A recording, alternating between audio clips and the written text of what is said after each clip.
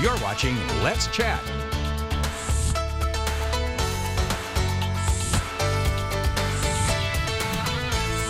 And now we get to spend a few minutes with our friends from Warren and Griffin. However, only one of them is here.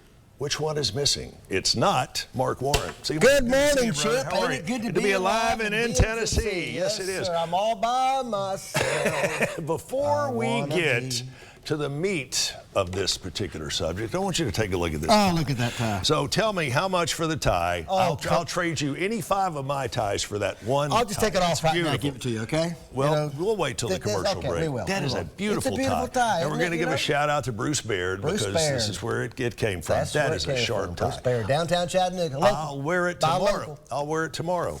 And the next day. Well, I did not commit to giving it to you, okay? It's just a loan. This is one of my favorite ties. This is a top 5 tie. It's one of my favorite ties also. Your top 5, it's a top 5 tie.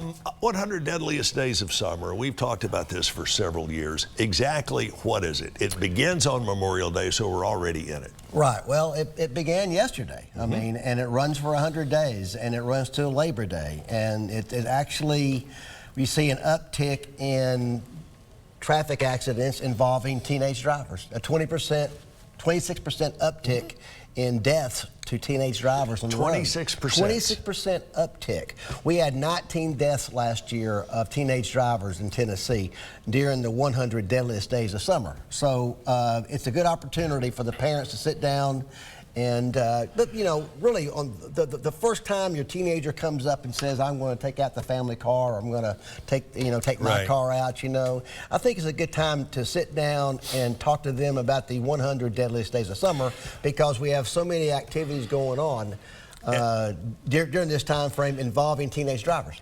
As much as I find the term distasteful, I'm going to say it anyway. Parents, you have that responsibility to have that come to Jesus meeting with the young driver in your home. You absolutely do. I'm sure you did it. I know that I did it. You know, you sit down and with a car, it takes great responsibility.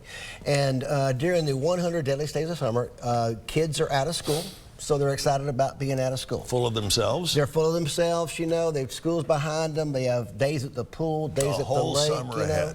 And the number one distraction of a teenage driver during the 100 Deadliest Days of Summer. It's the phone. It's not the phone. Is it not the phone? It's not the phone. Tell me what it is. It's other teenagers in the car.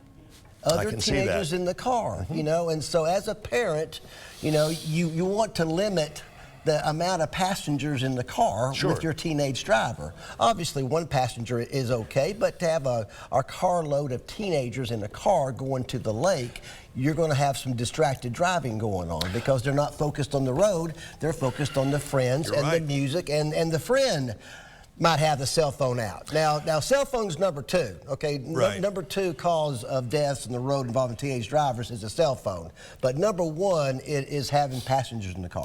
Parents, think of it like this. When I mentioned the Come to Jesus meeting a moment ago, as Mark said, a 26% uptick in teenage fatalities. Imagine the guilt that you as a parent would carry around if you didn't have that talk. Sure.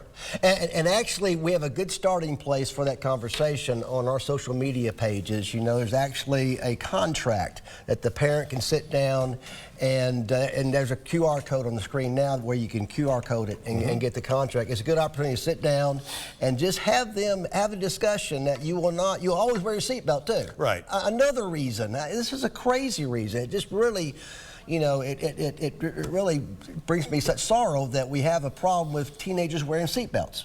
I mean, seatbelts. Seatbelts save lives. Something so elementary and it's basic. So basic, you know, and so wearing a seatbelt.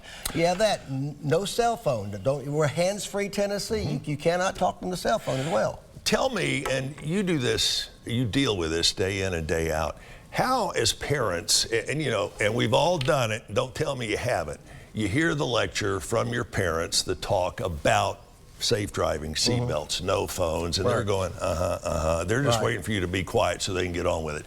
How do you break through, Mark? How do you make that message sink in? Well, you look for an opportunity to break through, okay? If you catch your teenage driver on the phone, if you catch your teenage driver not wearing a seatbelt, if you catch your teenage driver going over the speed limit, you know, coming to and from, it's happened to me in my household too, where I'm driving to and from church and I see my son in his pickup truck with 4 people in the front seat. Yeah. There's not enough seatbelts up there. No. You know, and I sold the truck. I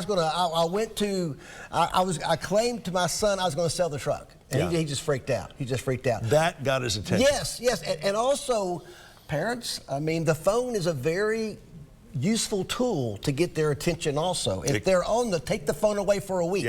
Their world blows up. And don't give in. No. Don't give in to them. No, because it's terrible. As Mark mentioned a moment ago, there's a great starting point and a lot of other tips to help you save your child's lives and their friends' lives. Thanks, Chip. Always a pleasure, Mark. Good to see you, my friend. See you, man. All right, find out more. Go to their website. There's a reason why they are Chattanooga's preeminent 5-star law firm.